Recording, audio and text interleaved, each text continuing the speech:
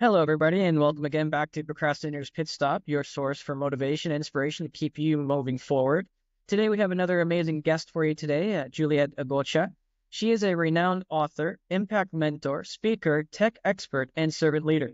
With her inspiring books, she empowers individuals to reach their full potential. Through mentoring and public speaking, she guides others to make a positive impact. Juliet uses her wealth of knowledge and experience to guide individuals towards their goals, enabling them to make a positive impact in their lives and the lives of others. Juliet, welcome to the show. Thank you so much, Chris. Thank you for having me. It's no trouble, no trouble at all.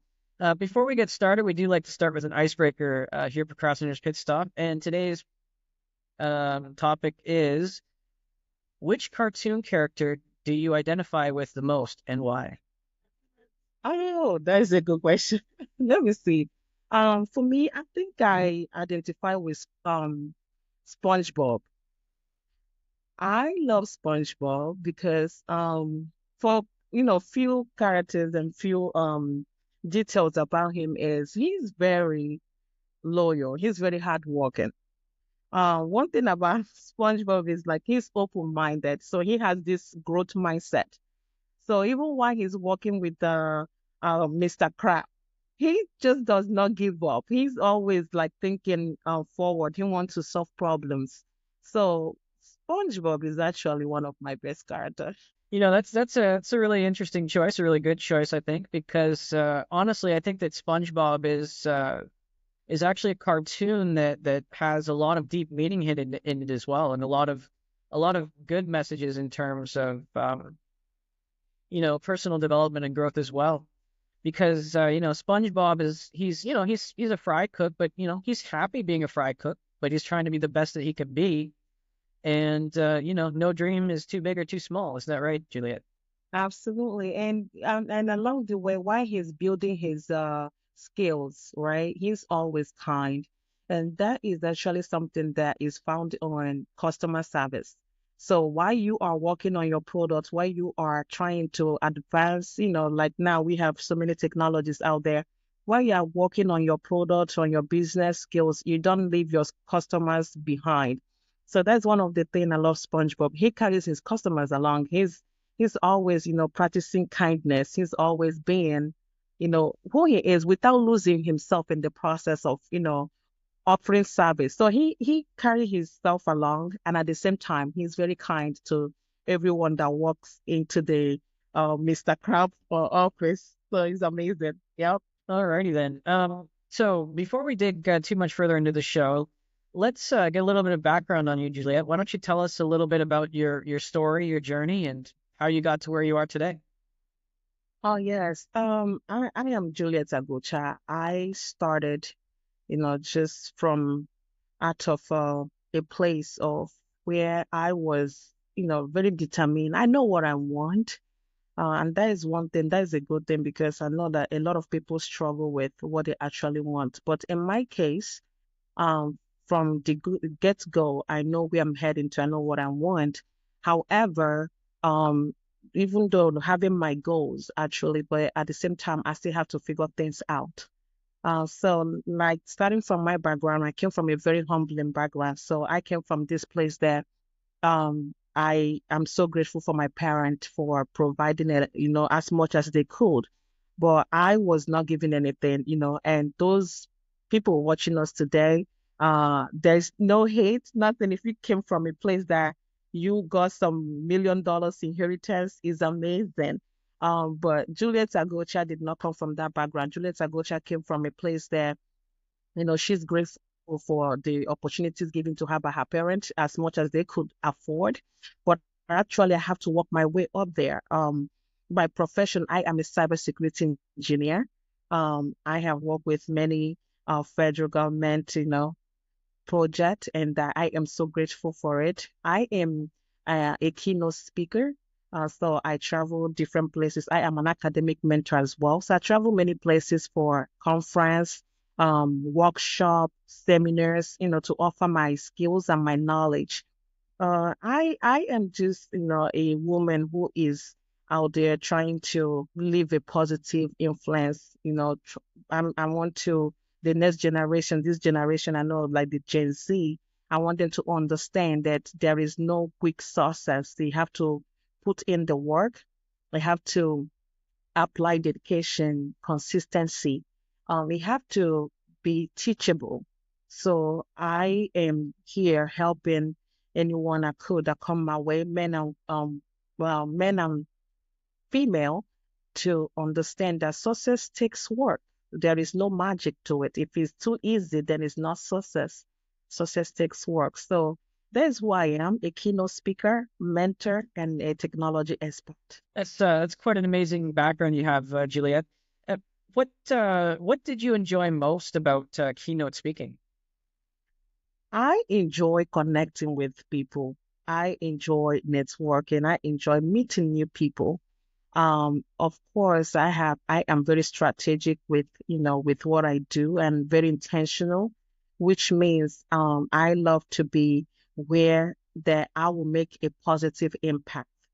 I love to connect with the audience because like true storytelling, and I use my own experience, my own knowledge, skills, being gathered all these things from the professional environment I have worked on for about 15 years, So with my personal experience, I have overcome so many challenges. And I use, my storytelling to connect with my audience. When I leave any conference, any event, I feel fulfilled. I feel that I have helped someone. I want people to understand that it takes work, because we live in a world of social media right now where things look so easy. So most people don't actually post their real life. So they post the scripted life. So I am the kind of keynote speaker who connects with my audience, telling them, listen, what you see there may not be real. The real success story is struggle, failure, lessons. You use those things to build yourself. So when you see a beautiful, lifestyle on social media, especially this generation, when you see a beautiful lifestyle posted, there is more story attached to it. So don't just go by the fantasy, understand that success is about journeys, about failure. So that's one thing I love about keynote speaking, connecting with my audience, with my real experience. That sounds really amazing. And you said that not all success is beautiful and fun to look at. What would you say was your most defining moment or your biggest challenge that you had to overcome? Um, it's about having a clear plan. I have to literally identify my plan, my goals. It is one thing to talk about something, but it's another thing to have a strategic plan on how to achieve it. So I have to actually also discipline myself. Discipline is very important because you will be tried. You will have a lot of things that you want to accomplish in the mind because the mind is like an image. Everything comes to the mind like an image, but that image has to be translated to a plan. The plan has to be translated, to something else, and then you have to be able to work on it. So I would say my break moment is actually having my plan, discipline myself, not procrastinating. A lot of people deal with that. The tomorrow you talked about today is actually today. So I have to actually discipline myself and know what I want from life. Okay. And how does one go about identifying that strategic plan? How do they go about, making that plan in the beginning? Absolutely, you have to prioritize your goal. You have to prioritize your goal. You have to narrow it down to what you really want from life. You have to know where you don't have to actually figure out every step. You don't have to figure out the whole plan or how the thing have to be, but you have to actually kind of prioritize your goal. What do you want to achieve between now and 3 years? Then you narrow that down. We have like short-term goal, we have long-term goal. You have to know your short-term goal and your long-term goal. And then you have to cultivate the good habit You have to, it's because you can talk about everything you want to achieve, but if you don't have that habit to do it, for example, you can say, I want to be a millionaire tomorrow. I don't see the impossibility of being a millionaire, but are you ready to wake up by 5 a.m., 4 a.m.? So you got to cultivate that habit. So because talk is cheap, it's the work on it. So you have to cultivate that, habits, have your vision. You got to prepare. So many people with amazing ideas, but there is no preparation. You have to prepare for it. You have to have the courage. Courage is very important because in the beginning of every journey, many people don't believe you. Many people don't believe you. They see your goal, they see your vision, like, what is she trying to do? What is it trying to do? So you are not going to have the support in the beginning that you need. So you have to develop that courage yourself, right? And perseverance, integrity. So it's the steps. But you have to start with at least identifying your plan. Having a clear goals is very important. Okay. And then you mentioned discipline. Now, coming from somebody who I've had discipline issues. I think everybody has though, right?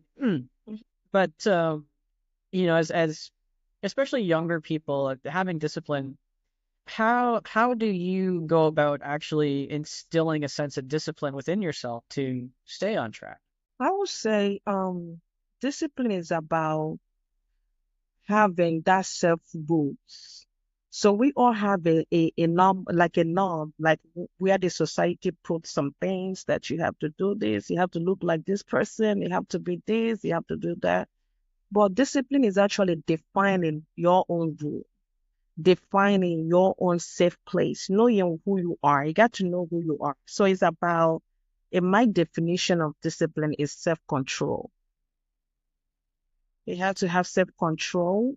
Is about, let's say, for example, you have these, children that you don't want them to eat candy, but you are actually eating a bunch of candy in their presence. So how are you trying to teach them? Because you are telling them not to eat candy, but your behavior is they're seeing you eating candy.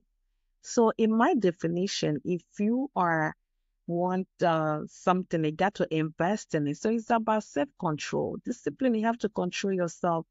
There are some times that your behavior or what character want to be out of the way, but you have to actually remind yourself, okay, like, what is the gain, what is the outcome, because every action has a precaution on it. So you have to discipline. Your self-control is what I see as discipline. Okay. And you mentioned something interesting there too. Um, being disciplined and knowing about the end result that you're looking for. And I know sometimes it can be difficult because we're geared towards instant gratification. We want that thing right now. So, I'm sure somebody out there is saying, like, Juliet, okay, you're talking about this 1 year to 3 year goal, but what before then? What if I want something now? What do I do now? Well, which is good. I have seen, being a mentor, an academic mentor, I have seen, some of my students, they tell you, why do I have to work on it 3 years? Why don't I have it now? Now, the thing about having something now is, what is that thing that you want to have now? Because if you want to have something now, you have to understand that if it is easy, everybody will be doing it. People love easy things. So now, if that now thing comes so easy, so the question you should ask yourself is, then why is everybody not doing it? Which makes me know that that now thing may not get you to where you're going tomorrow. So don't have temporary pleasure and deny yourself a long-term pleasure. So that thing of now, after you finish having that now thing, what comes out of it? That's what I always tell my student. You can have pleasure. For example, you want to, explore other options. The question is, how is that building where you want to be tomorrow? Because there's nothing wrong in having something now, But the question is, what is actually that thing in particular? So don't find yourself at a place of comfort right now and deny yourself the comfort you're supposed to have tomorrow. So you have to actually understand. Don't let your action, your temporary pleasure action, cost you your long-term goal. So, that's one thing about having a now success. Success is work. And if it's too easy, in my opinion, it may not be success. Mm. It's a very good insight, and it's very interesting, and it kind of segues into my next topic here. In that, you're tech savvy, and you use tech, and you talk about tech. In terms of success and things being easy, everybody's talking right now about AI. I mean, everybody is it, and it is something that, better or worse, it's here, and it's something that, eventually everybody's going to be used, and it is supposed to be easy. So what are your thoughts on that, and using that to get to your goals faster? AI is here to stay. There's no going back. Being in technology for over 15 years, I have seen some, I have some good experience and not so good experience. So which is also good because you don't want to experience just one part or something that means you are also lacking the other part. So it's good that I experience both sides. AI is here to stay. One thing a lot of organizations have to understand is AI is not here to replace human. It's not here to replace human because humans have to train the AI. You understand? So a lot of organizations are going about it good. Some also are still learning in the process. The good thing about it is um, we have to incorporate whereby we have to make sure that people are not just losing their job because of a robot. It has to be an enhancement, not eliminating human resources. So AI is here to stay, but many organizations still have to work on making it to be an enhancement. It's a tool for enhancement, not to replace. So we have to understand that part because I see that a lot of people are seeing it as a way of replacement instead of enhancement. So it should be approached in a way of is a positive enhancement, but not to replace human power. Okay, I like that. Look as an enhancement and not a replacement. Unfortunately, we are seeing way more replacement than enhancement. In a lot of in a lot of areas. Do you use AI in your business at all? Absolutely. I use AI. I use it for, identifying data. I use it for, potential data analysis because I'm also a PhD researcher. So I use AI definitely. But for me, being where I am right now, I don't see it as a replacement. I see it as an enhancement. And that is one of the mindset that a lot of organizations have to cultivate. And like you said, it's true because some people are seeing it, some organizations are seeing it as a replacement rather than an enhancement.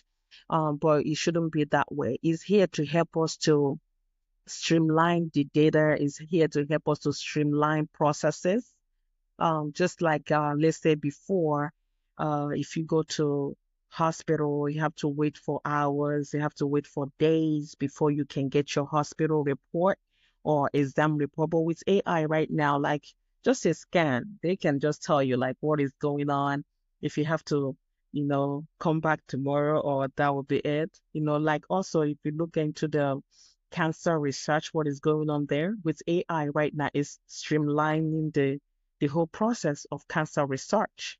So, like I said, it's not something to replace human power. It's not something to replace the doctors. It's not something to replace technology experts like us. It's something that is enhancing what we are doing. And it's people like us, people like myself and others who are technology experts. It's we that train this AI.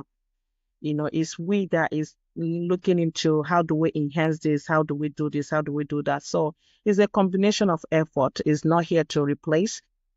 And if there is any organization that is using it to replace employees that is listening to our podcast today, I just want them to look at it from this perspective of enhancement. It's here to help. It's not here to replace what we as experts can do. Very well put for sure. And it just in the next little bit, I mean, you mentioned about training AI. So do you think that in the future we won't even need to train AI? Because what happens once you've trained it? I mean, you won't need the trainers anymore, right? The thing is, AI rely on data. So it's a data-driven tool. So you have to supply it something to feed. It's like feeding a newborn, right? To grow. So I know, like when you feed a newborn, you have to change. Like in the beginning, you change the diaper, you change clothes, then you change the bib, right? But then the child is growing. That's how AI is. So in the beginning, you are feeding this data, you are validating, right? You are testing, you know, because after all this, it has to go through all this testing to actually know that before you can push out the product out there. So it's like that. So there is every stage to AI. So the beginning, like you kind of feed AI all this data, but at the same time, you have to validate. Yeah, right. Like, how was this data performed yesterday compared to today?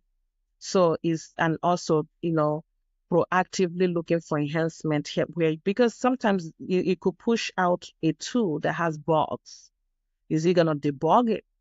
So it's a human, that is going to test this whole thing out and kind of find a bug and debug it and then push it back again for another testing, then before, validating and all that. So in the beginning, it's kind of where you feed the data and everything. So once you receive the data it's looking for, it kind of start growing like a baby, like from milk, milk to maybe solid food from this. But then at the same time, it still need human interruption. It still need validation, is they need testing. So you're not going to, because of an AI, you fetch into a data for AI and you run this manual scripts for you, and you are here, hey, buy it, take it. No, you still have to validate. You still have to validate it, especially if your organization is where the accurate data is very important. You don't want to push out anything out there and then get lost, lawsuit and all that. So you have to still validate, run through different testing to make sure that the data you're producing is actually reliable. Okay. That makes a lot of sense. Have you worked with many clients in terms of AI or consulted on AI at all, or told them about that sort of enhancement, not replacement yet? I mean, when I go to my webinars, when I'm booked for seminars and webinars, I always like to depend on the environment, like depend on what I was hired to do. Also, teach them all this. And also, sometimes I get very practical. Being a technologist, we are always practical, right?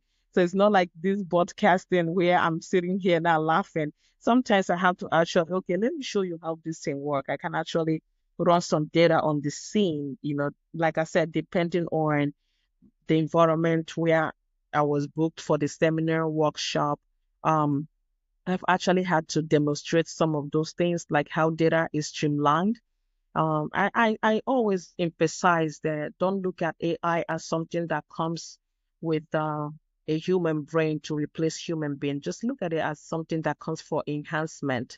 And definitely this is actually the list of what we have seen. The way I'm seeing technology is advancing is gonna be amazing. It's gonna take a different shape, you know. So it's something that we have to, like I said, validate the data, make sure the model that AI is producing is actually in line with the organization goals and their vision. Okay. You said something interesting there. You said that AI isn't the biggest innovation right now. Did you what did you mean by that? It's not the biggest one. What is there something more exciting we should be looking for? There's something more exciting we should be looking for, because where we are right now, compared to if you look back like 5 years ago and where we are now with technology, is a tremendous advancement. So right now we are all hyped with AI, but I'm telling you that is a great model that's gonna come out that is gonna be also enhancement to what we already have going on. And based on how data and research is looking, is gonna be huge. So where we are now with technology and with AI is not where we are stopping. There is more things coming on. There is more add-ons coming on, and is gonna actually streamline a lot of processes. And just going back to that replacement enhancement, you don't feel like AI is going to make us lazy? Well, that is a great question. It's not going to make us lazy because the more technology coming up, the more smart we're becoming, the more maybe reluctant. Because, for example, before, so many like for course creators, right? You have to sit down hours thinking about what to create for a course creator. Now, right now with AI, what AI is doing right now, you can actually tell a script, like write a simple script, and AI create a 2 minutes, 5 minutes video for course for you. Now, I don't think it's going to make us lazy. However, it's going to put us on our toes to actually be forward thinkers. Because, for example, the course you bring out today, you want to bring out something more amazing tomorrow. You don't want your audience to get bored with what you already have. So AI, in my perspective, is not going to make us lazy. It's actually going to make us more smarter in new ways of doing things. And the good thing about it is what does not work yesterday has the potential to work today. So in my perspective, AI is not here to make us lazy. It's actually make us to think smarter, to make technology more simple to use. There are people out there, they are not as technical as you and I, or other experts out there. So AI is going to make a lot of people look very smart, not lazy, not lazy. Yes. Yeah. So in my perspective, AI is not here to make us lazy. It's actually here to make us smart. Okay, it's a good perspective. It's a good take on it. So you've got all these plans for yourself. You're keynote speaking, and so where do you see yourself in the next year? What's next for Juliet Agocha? Where I see myself, if I tell you my dreams, is way too big. So if I speak, I'm telling you, well, where I see myself helping more people. I see myself in huge audience where I come and as an expert and I educate or retrain the mind to adapt. I see myself where I am a one-stop shop whereby when you come to me, I provide solution, no problem. So um where I see myself, if I list out my goals in my head right now, you are going to scream and say, Juliet, are you sure you're going to achieve this? And yes, I will achieve it. So I see myself where men and women look up to me and they are mentored.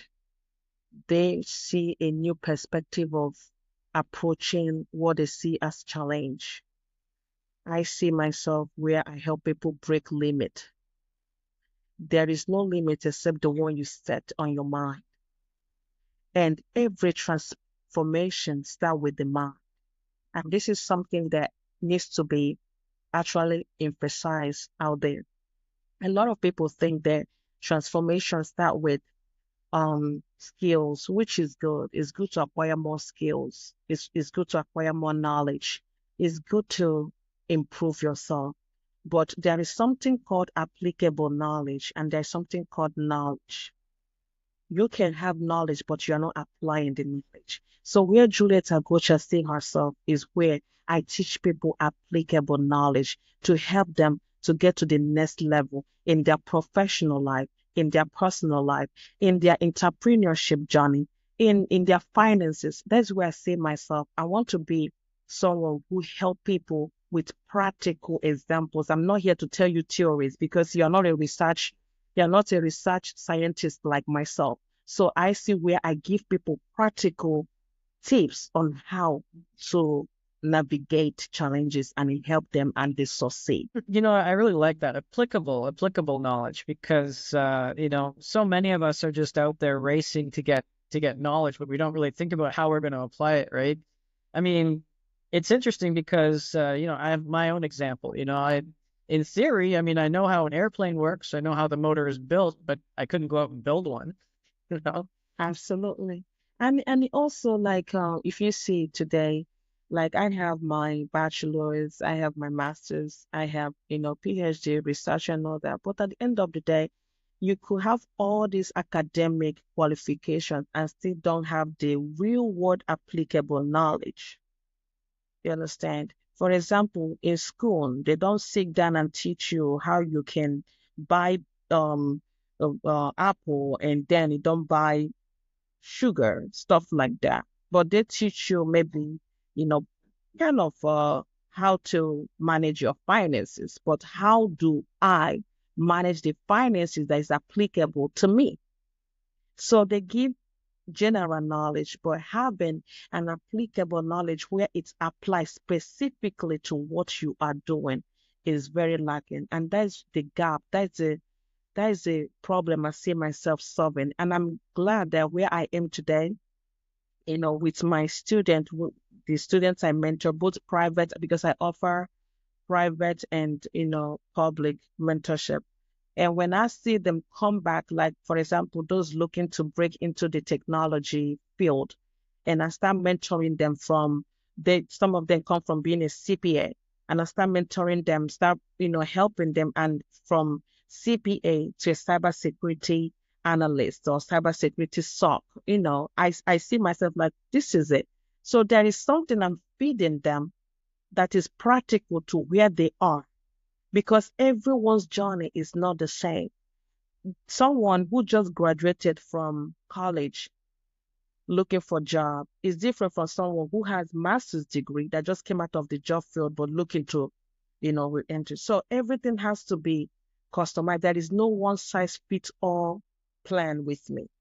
So that is where I see myself. That is the solution I see myself actually breaking. And of course, developing more tools. I'm a technology person. I can't leave technology. I love getting my hand wet, so it's good. Yeah, it sounds really great.